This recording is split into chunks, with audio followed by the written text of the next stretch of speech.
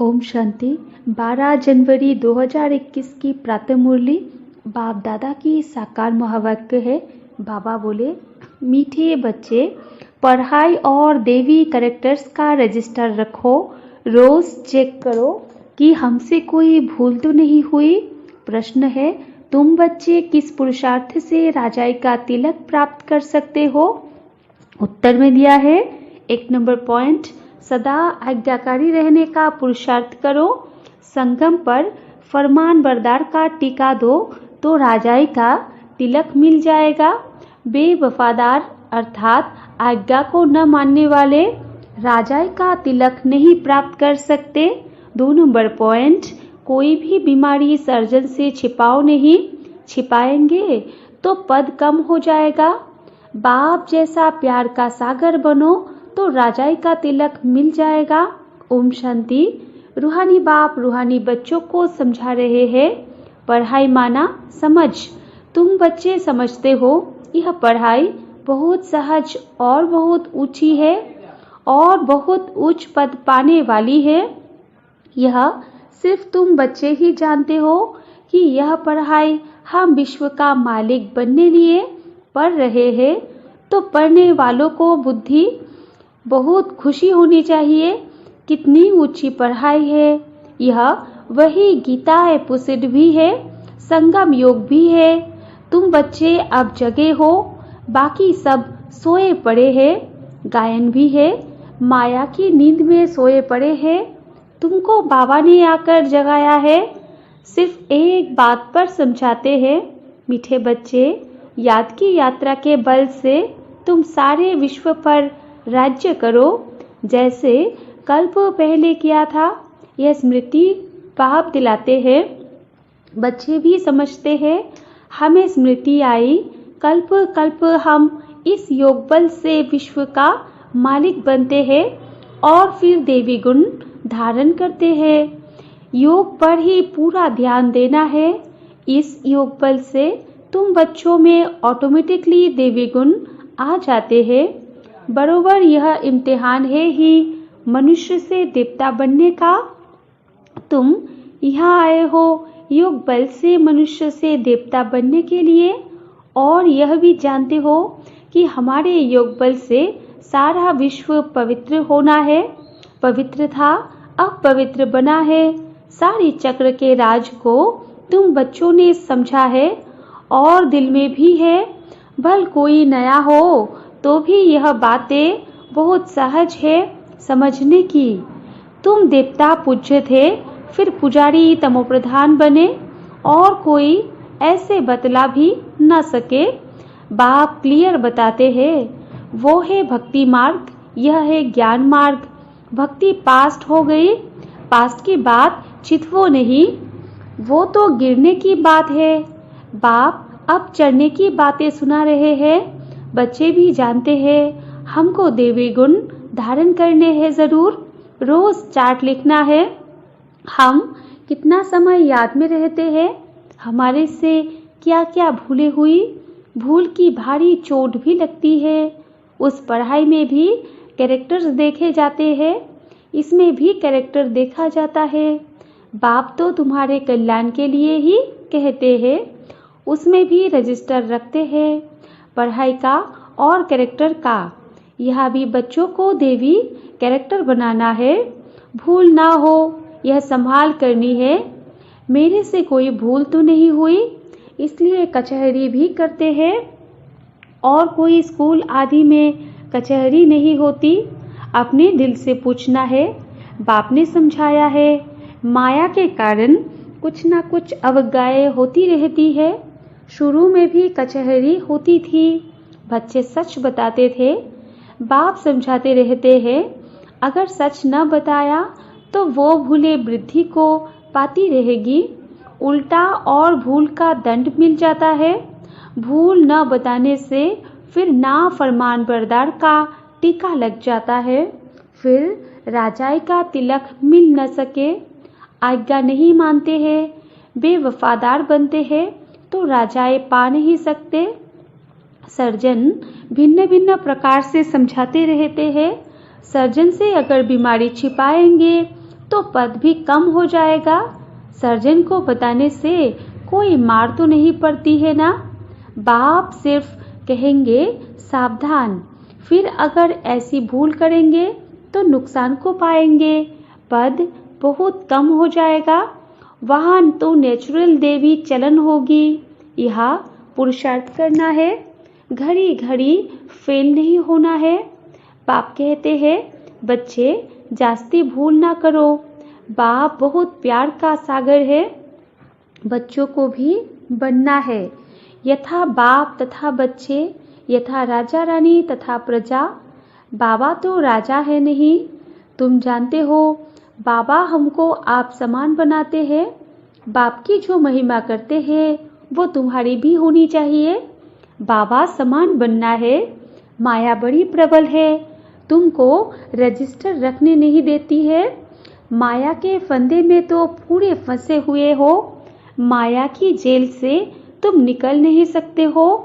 सच बताते नहीं हो तो बाप कहते हैं एक्यूरेट याद का चार्ट रखो। सुबह को उठ बाबा को याद करो, बाप की ही महिमा करो। बाबा आप हमको विश्व का मालिक बनाते हो तो हम आपकी महिमा करेंगे। भक्ति मार्ग में कितना महिमा गाते हैं, उनको तो कुछ भी पता नहीं। देवताओं की महिमा है नहीं, महिमा है तुम ब्राह्मणों की। सबको सदगति देने वाला भी एक बाप है। वो क्रिएटर भी है, डायरेक्टर भी है, सर्विस भी करते हैं और बच्चों को समझाते भी है। प्रैक्टिकल में कहते हैं वो तो सिर्फ भगवानुवाद सुनते रहते हैं, शास्त्रों से गीता पढ़ते आते हैं, फिर उनसे मिलता क्या है। कितना प्रेम से बैठ पढ़ते हैं, भक्ति करते हैं, पता नहीं पड़ता कि इनसे क्या होगा। यह नहीं जानते कि हम नीचे ही सीढ़ी उतरते रहे हैं। दिन प्रतिदिन तमो प्रधान बनना ही है। ड्रामा में नोंद ही ऐसी है। इस सीढ़ी का राज सिवाय बाप के कोई समझा न सके। शिव बाबा ही ब्रह्मा द्वारा समझाते हैं। यह भी इनसे समझकर फिर तुमको समझाते हैं।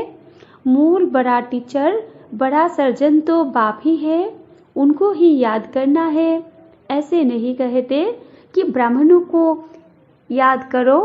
याद तो एक ही रखनी है, कभी भी किसी के साथ मोह नहीं रखना है। एक बाप से ही शिक्षा लेनी है, निर्मोही भी बनना है। इसमें बड़ी मेहनत चाहिए।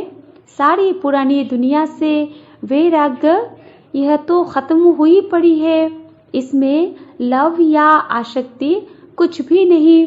कितने बड़े बड़े मकान आदि बनाते रहते हैं, उन्हों को यह भी पता नहीं कि यह पुरानी दुनिया बाकी कितना समय है। तुम बच्चे अब जगे हो, औरों को भी जगाते हो। बाप आत्माओं को ही जगाते हैं। घड़ी घड़ी कहते हैं अपने को आत्मा समझो। शरीर समझते हो तो जैसे सोए पड़े हो। अपने को आत्मा समझो और बाप को भी याद करो। आत्मा पतित है तो शरीर भी पतित मिलता है। आत्मा पावन तो शरीर भी पावन मिलता है। बाप समझाते हैं तुम ही इस देवी देवता घराने के थे, फिर तुम ही बन जाएंगे। कितना सहज है। ऐसे बेहद के बाप को हम क्यों नहीं याद करेंगे।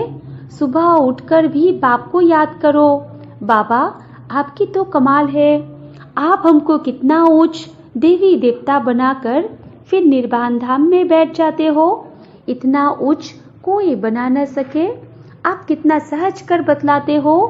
बाप कहते हैं जितना टाइम मिले काम काज करते हुए भी बाप को याद कर सकते हो। याद ही तुम्हारा बेड़ा पार करने वाली है। अर्थात कलियुग से उस पार शिवालय में ले जाने वाली है। शिवालय को भी याद करना है। शिव बाबा का स्थापन किया हुआ स्वर्ग, तो दोनों की याद आती है। शिव बाबा को याद करने से हम स्वर्ग के मालिक बनेंगे। यह पढ़ाई है ही नई दुनिया के लिए। बाप भी नई दुनिया स्थापन करते आते हैं। जरूर बाप आकर कोई तो कर्तव्य करते होंगे ना। तुम देखते भी हो मैं पार्ट बजा रहा हूँ ड्रामा के प्लान अनुसार।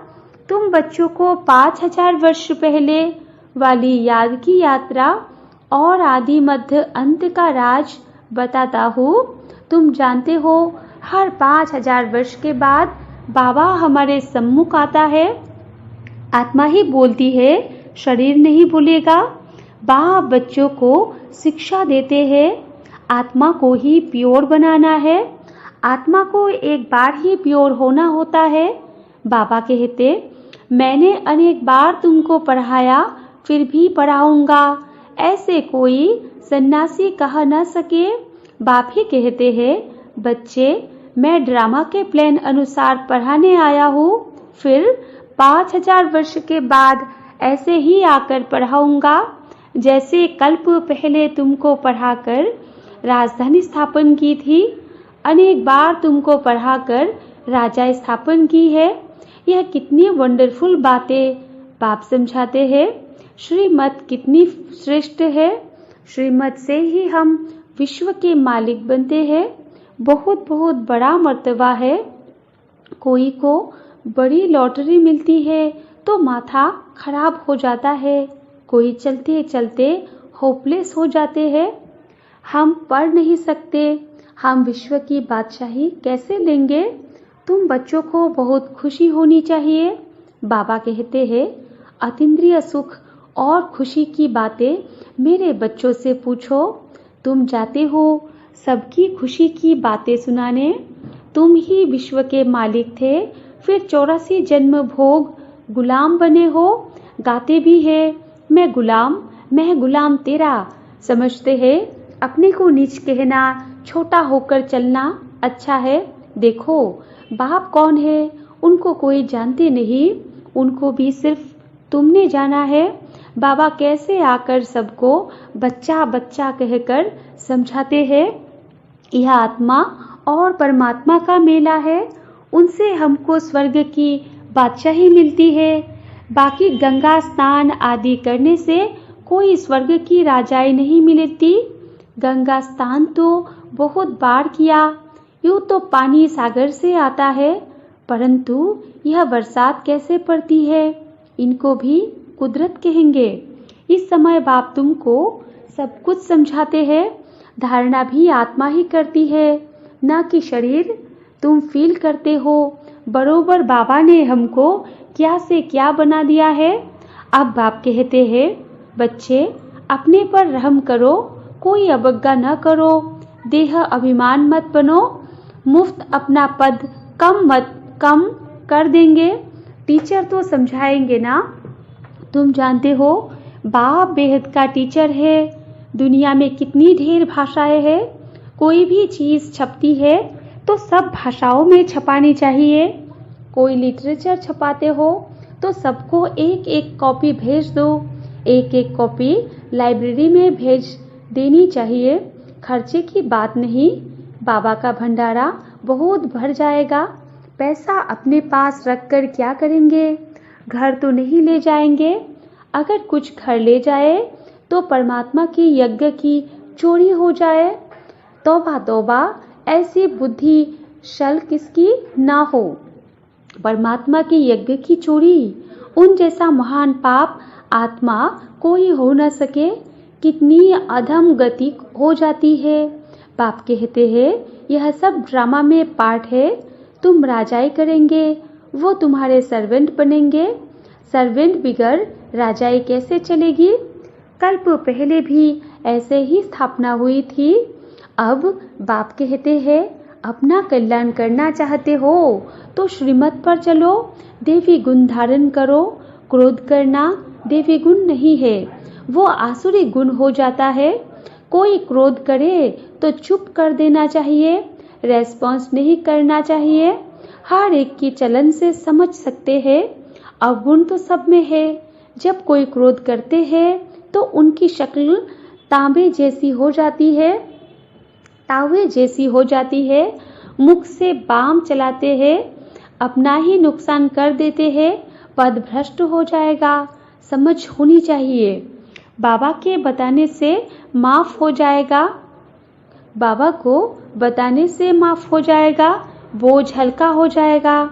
जन्म जन्मांतर से तुम विकार में जाने लगे हो। इस समय तुम कोई पाप कर्म करेंगे तो 100 गुना हो जाएगा। बाप के आगे भूल की तो 100 गुना दंड पड़ जाएगा। किया और बताया नहीं तो और ही वृद्धि हो जाएगी। बाप तो समझाएंगे कि अपने को नुकसान नहीं पहुंचाओ। बाप बच्चों की बुद्धि सालिम माना अच्छी बनाने आए हैं। जानते हैं यह कैसा पद पाएगा। वो भी 21 जन्मों की बात है। जो सर्विसेबल बच्चे हैं उनका स्वभाव बहुत मीठा चाहिए। कोई झट बाप को बतलाते हैं, बाबा यह भूल हुई। बाबा खुश होते हैं। भगवान खुश हुआ तो और क्या चाहिए। यह तो बाप, टीचर, गुरु तीनों ही है, नहीं तो तीनों ही नाराज होंगे।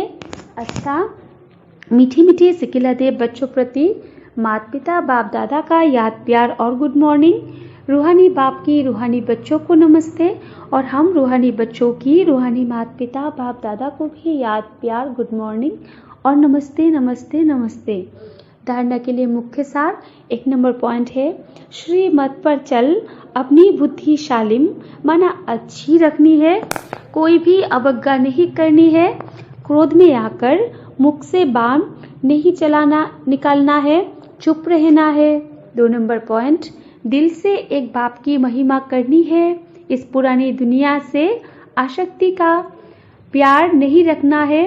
बेहद का बैरागी और निर्मोही बनना है। वरदान है, अपने अव्यक्त शांत स्वरूप द्वारा वातावरण को अव्यक्त बनाने वाले साक्षात मूर्त भव। विस्तार है, जैसे सेवाओं के और प्रोग्राम बनाते हो, ऐसे सवेरे से रात तक याद की यात्रा में कैसे और कब रहेंगे यह भी प्रोग्राम बनाओ। और बीच बीच में 2-3 मिनट के लिए संकल्पों की ट्रैफिक को स्टॉप कर लो। जब कोई व्यक्त भाव में ज़्यादा दिखाई दे तो उनको बिना कहे अपना अव्यक्ति शांत स्वरूप ऐसा धारण करो जो वो भी इशारे से समझ जाए। इससे वातावरण अव्यक्त रहेगा, अनोखापन दिखाई देगा और आप साक्षात्कार कराने वाले साक्षात मूर्त बन जाएंगे। और स्लोगन है, संपूर्ण सत्यता ही पवित्रता का आधार है। अच्छा, ओम शांति।